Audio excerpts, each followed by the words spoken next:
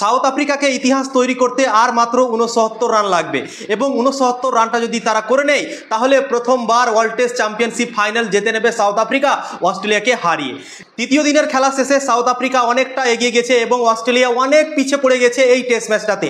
South Africa মনে হচ্ছে কি 90% এগিয়ে আছে এবং তারা আর মাত্র 69 রান করে নিলেই এই টেস্ট ম্যাচ জিতে যাবে এবং ইতিহাস তৈরি করে দেবে এবং অস্ট্রেলিয়াকে ফাইনাল ম্যাচে হারিয়ে দেবে এবং প্রথমবার চ্যাম্পিয়ন হয়ে যাবে ওয়ার্ল্ড টেস্ট চ্যাম্পিয়নশিপ তারা জিতে নেবে। তো দুর্দান্ত ক্রিকেট দেখতে পাওয়া গেল সাউথ আফ্রিকার তরফ থেকে। সাউথ আফ্রিকা প্রথম ইনিংসে 74 রান লিড খেয়ে নিয়েছিল অস্ট্রেলিয়ার কাছে, কিন্তু তারপর এভাবে কামব্যাক করলো, সত্যি অসাধারণ কাজ করলো এবং যতই তারিফ করব ততই কম এডেন মার্করামের। এডেন মার্করাম এখন 102 রানের নট আউট আছে এবং দুর্দান্ত ইনিংস খেলেছেন। যে পিচে 50 করতে অনেক অসুবিধা হচ্ছিল সেই পিচটাতে 102 রানের সে ইনিংস খেললো। সাউথ আফ্রিকার ক্যাপ্টেন টেম্বা বাবুমা অসাধারণ ইনিংস খেলছেন এবং 65 রানের সেও নট আউট আছে। এডেন মার্করাম আর টেম্বা বাবুমা 143 রানের পার্টনারশিপ করে ফেলেছে। 74 রানে 2টো উইকেট পড়ে গিয়েছিল এবং 4 নম্বরে ব্যাটিং করতে এসেছিল টেম্বা বাবুমা, সাউথ আফ্রিকার ক্যাপ্টেন। দিয়ে ইনিংসকে অসাধারণভাবে বিল্ড করলো এডেন মার্করামের সাথে। এডেন মার্করাম একটু তেজ খেললো এবং বাবুমা সামালকার খেললো এবং তার একটা পায়ে চোট লেগে গেছে, সে ঠিকঠাকভাবে দৌড়তেও পারছে না। তা সত্ত্বেও অনেকটা সংযম দেখিয়েছে এবং তা সত্ত্বেও পিচে সে থেকেছে। সে ভাবেনি কি আমি চলে যাব বাইরে বা আমি পারছি না দৌড়তে, তো আমি ছেড়ে দেবো এই টেস্ট ম্যাচটা এবং বাইরে চলে যাব।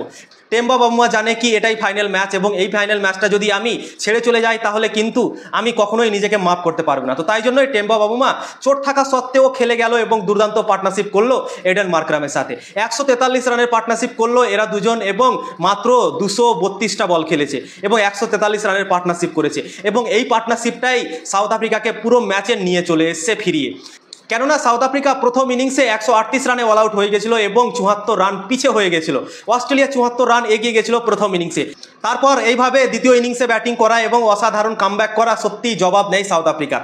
তো আজকে তৃতীয় দিনের খেলা শেষ হলো। প্রথমে ব্যাটিং করেছিল অস্ট্রেলিয়া এবং 212 রানে অল আউট হয়ে গেছিল। তারপর সাউথ আফ্রিকা ব্যাটিং করেছিল 138 রানে অল আউট হয়ে গেছিল। দিয়ে 74 রান লিড পেয়েছিল অস্ট্রেলিয়া। দিয়ে অস্ট্রেলিয়া আবার দ্বিতীয় ইনিংস ব্যাটিং করতে নামলো এবং 73 রানে 7টা উইকেট ফেলে দিয়েছিল অস্ট্রেলিয়ার সাউথ আফ্রিকার বোলাররা। দুর্দান্ত বোলিং পারফরমেন্স করেছিল। তারপর অ্যালেক্স ক্যারি 43 রান করে এবং মিচেল স্টার্ক করে 58 রান এবং অস্ট্রেলিয়ার লাজ বাঁচিয়ে নেয় এবং অস্ট্রেলিয়াকে 207 রানে নিয়ে চলে যায়। 207 রানে অস্ট্রেলিয়া অল আউট হয় দ্বিতীয় ইনিংসে এবং দুর্দান্ত বোলিং পারফরমেন্স করে দ্বিতীয় ইনিংসেও কাগিসো রাবাডা। প্রথম ইনিংসে 5 উইকেট নিয়েছিল, দ্বিতীয় ইনিংসেও সে 4 উইকেট নিয়েছে। টোটাল 9টা উইকেট নিয়ে নিল এই টেস্ট ম্যাচে কাগিসো রাবাডা এবং লুঙ্গি এঙ্গেডিও দুর্দান্ত বল করেছিল আজকে এবং 3 উইকেট সেও নিয়েছিল দ্বিতীয় ইনিংসে। দুর্দান্ত বোলিং পারফরমেন্স করে 207 রানে অল আউট করে দিল অস্ট্রেলিয়াকে দ্বিতীয় ইনিংসে এবং সাউথ আফ্রিকা টার্গেট পেল 282 রানের এবং তখন মনে হচ্ছিল কি অস্ট্রেলিয়া অনেকটা এগিয়ে গেছে, কেননা এই পিচে রান করা খুবই কঠিন। প্রথম দুদিন যে আমরা ব্যাটিং দেখলাম, দুদিনে 28 উইকেট পড়ে গিয়েছিল। তো তোমরা ভাবতে পারছো কতটা কঠিন পিচ ছিল, কিন্তু তৃতীয় দিন ব্যাটিংয়ের জন্য খুব সহজ হয়ে গিয়েছিল। মিচেল স্টার্কের মতো ব্যাটসম্যানও 58 রান করে চলে গেল। তো তোমরা ভাবতে পারছো কতটা ব্যাটিং পিচ আজকে হয়েছিল এবং তাই জন্যই সাউথ আফ্রিকার ব্যাটসম্যানরা আজকে সেই ফায়দাটা উঠিয়ে নিল। 282 রান চেস করতে নেমে সাউথ আফ্রিকার ব্যাটসম্যানরা প্রথমেই হারিয়ে দেয় রায়াল রিগলটনকে। রায়াল রিগলটন খুব একটা বেশি রান করতে পারে না এবং প্রথম ঝাটকা দিয়ে দেয় মিচেল স্টার্ক সাউথ আফ্রিকাকে এবং প্রথম উইকেট নিয়ে নেয় মিচেল স্টার্ক। দিয়ে একটা পার্টনারশিপ হয় এবং 74 রানে গিয়ে দ্বিতীয় উইকেট পড়ে, ওয়েন মাল্ডার পড়ে যায়। তারপর ব্যাটিং করতে আসে টেম্বা বাবুমা এবং এডেন মার্করাম খেলতে থাকে। খেলতে খেলতে তারা 143 রানের পার্টনারশিপ করে ফেলে এবং অস্ট্রেলিয়াকে অনেক ব্যাকফুটে ফেলে দেয় এই পার্টনারশিপটার জন্য এবং 143 রানের পার্টনারশিপ করে পুরো ম্যাচ নিজের দিকে করে নেয় সাউথ আফ্রিকা এবং এখন নট আউট আছে টেম্বা বাবুমা 65 রানে এবং এডেন মার্করাম 102 রানে এবং 69 রান আর প্রয়োজন আছে সাউথ আফ্রিকাকে এই ম্যাচটা জেতার জন্য। 69 রান যদি করে নেয় সাউথ আফ্রিকা তাহলে ইতিহাস তৈরি করে দেবে এবং প্রথমবার তারা ওয়ার্ল্ড টেস্ট চ্যাম্পিয়নশিপ জিতে যাবে। প্রথমে জিতেছিল নিউজিল্যান্ড ওয়ার্ল্ড টেস্ট চ্যাম্পিয়নশিপের ফাইনাল এবং তারা চ্যাম্পিয়ন হয়েছিল ভারতকে হারিয়ে। তারপর ভারত আর অস্ট্রেলিয়া পৌঁছেছিল, অস্ট্রেলিয়া জিতে গিয়েছিল ভারতকে হারিয়ে।